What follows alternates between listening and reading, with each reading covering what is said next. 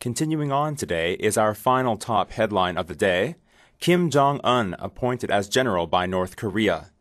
This article was published in the September 28th edition of the London Guardian, and it was written by Tanya Brannigan. North Korea today heralded a crucial announcement as its biggest political gathering for 3 decades began with the clearest signal yet that Kim Jong-il has picked his youngest son as his heir. The state news agency KCNA reported last night that Kim Jong-un had been appointed a 4-star general, its first ever mention of the young man. But analysts said it was still uncertain whether the younger Kim would lead the country following his father's death, and if so, how independent he would be. They portrayed his current situation as effectively a probation period. Today's state media broadcast offered no details of the anticipated developments, but fueled expectations of further news relating to the succession. The TV broadcast, which was monitored in Seoul, added that Kim Jong-il had been reappointed as General Secretary of the Workers' Party, an expression of the absolute support and trust the people had in him. He will be the Crown Prince, that's it. There is no doubt, said Dr. Kongden Oh of the Brookings Institute. But she added, the father provides a halo effect. The question is, what happens when Kim Jong-il dies? That will be an interesting time. Professor Hazel Smith, a North Korea expert at Cranfield University, said this does not mark a transition of power as such, but probably marks a step towards the son becoming more public. We have not seen the end of the process here. There is an element of probation. She added, I don't think he will be fully trusted by everyone in the elites. He has spent too much time outside the country. KCNA also reported that Kim's sister, Kyung-hui, who has accompanied him frequently on public outings in recent times, was also named as a general. Smith said the two were likely to have been appointed to the National Defense Commission, the key decision-making body domestically. Kim Jong-il is running the country with the military. It is not a family dictatorship. Kim Jong-un is not going to have been given a position without the military agreeing to it. What is interesting is that he hasn't been given a position without the tutelage of the brother-in-law through his sister, she said. It is not sexism to say it is not the sister for the sister's sake. It's about her husband. This gives him access through the NDC to institutional decision-making. It is not a big step. For a long time, he has been effectively running the country. Kim Kyung-hui's husband, Jang Song-taek, is vice chairman of the National Defense Commission. He was demoted in 2004, some think because Kim Jong-il felt he had too much influence, but made a remarkable comeback. Several analysts have suggested that Kim wants them to act as caretakers to the untried son. They are trying to create regents behind the young crown prince, said Oh. The 68-year-old leader had given little hints of his succession plans until recently, and his son has been kept in the shadows, although signs of a propaganda campaign to burnish the young man's image have emerged in recent weeks. The subject became more pressing following the leader's apparent stroke 2 years ago. The announcement came 1 day ahead of the launch of the first Workers' Party assembly for 3 decades. KCNA said that delegates were already gathering in Pyongyang for the meeting. Korea watchers expected the regime to use the occasion to appoint Kim Jong-un to a position, signaling his favored status, but had said any such move might not be announced for weeks anyway. The last assembly in 1980 was used to signal Kim Jong-il's anointment as heir to his father, the country's founder, Kim Il-sung. I think he is the chosen heir, but they are still quite a way off achieving that.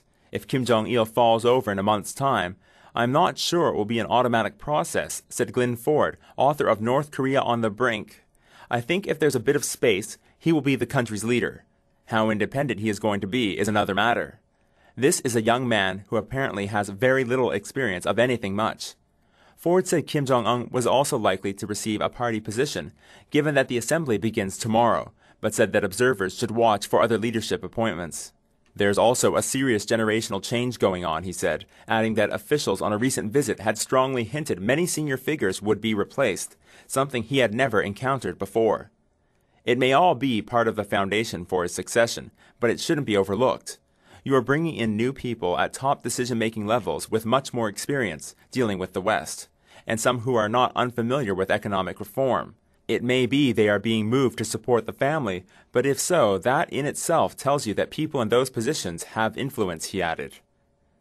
And that article was titled Kim Jong-un Appointed as General by North Korea. It was published in the Tuesday, September 28th edition of the London Guardian, and the article was written by Tanya Brannigan. Now from the New York Times, an article published Tuesday, September 28th, written by Elizabeth Malkin, titled, "Mudslide Buries Scores of Homes in Mexico Town."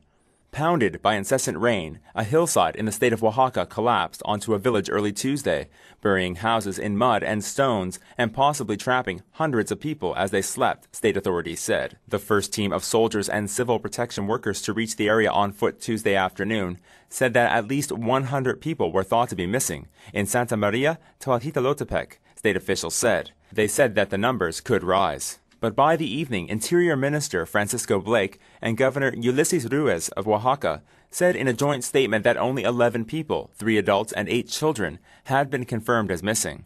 The landslide buried 4 houses and threatened 30 more, the statement reported, backing off earlier estimates that as many as 100 to 200 houses were covered. With heavy rains causing landslides and washing out bridges along the road to Santa Maria Tlahuitolotepec, it seemed unlikely that heavy earth-moving equipment would be able to reach the town soon.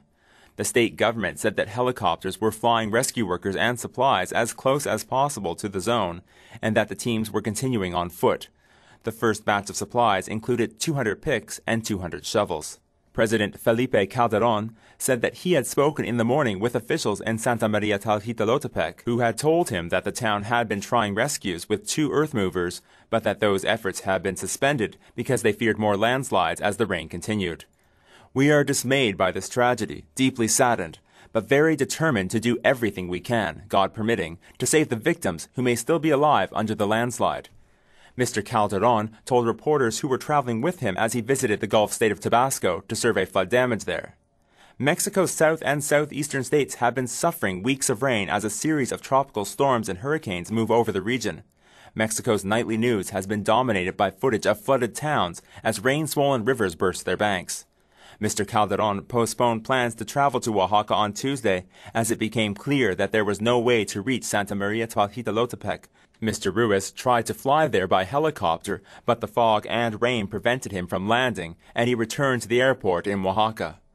Military and naval units, along with federal police and rescue workers, were gathering in Oaxaca to prepare to travel to Santa Maria Tlahuitolotepec with earth-moving equipment once the road was opened. Among the rescue teams were geologists sent to survey the area to determine the risks of more landslides. Tropical Storm Matthew caused heavy flooding in much of Oaxaca last week, but Santa Maria Tlahuitolotepec in the Mije region north of Oaxaca City, the state capital, receives heavy rainfall for much of the year. Under ordinary circumstances, the town is a 4-hour drive from the capital. The northern mountains of Oaxaca are some of the most deforested areas in Mexico, heightening the risk of mudslides. A local newspaper, Oaxaca Hoy, reported that a mudslide in Santa Maria Tlahuitolotepec 2 weeks ago had opened up a big crack along the town's borders. Santa Maria Tlahuitolotepec is a center of the Mije Indian culture. Most of its inhabitants speak Mije, and the town is well known for its musical tradition, including raucous brass bands. It is in an area of great poverty, with homes of dirt floors and tin roofs. Many residents in the region have moved to the state capital in search of work. And this article had the headline, "Mudslide Buries Scores of Homes in Mexico Town." It was published Tuesday, September 28th by the New York Times, and it was written by Elizabeth Malkin. Also from the Tuesday, September 28th edition of the New York Times, this article titled, "Jimmy Carter Taken Ill in Cleveland." It was written by James Barron.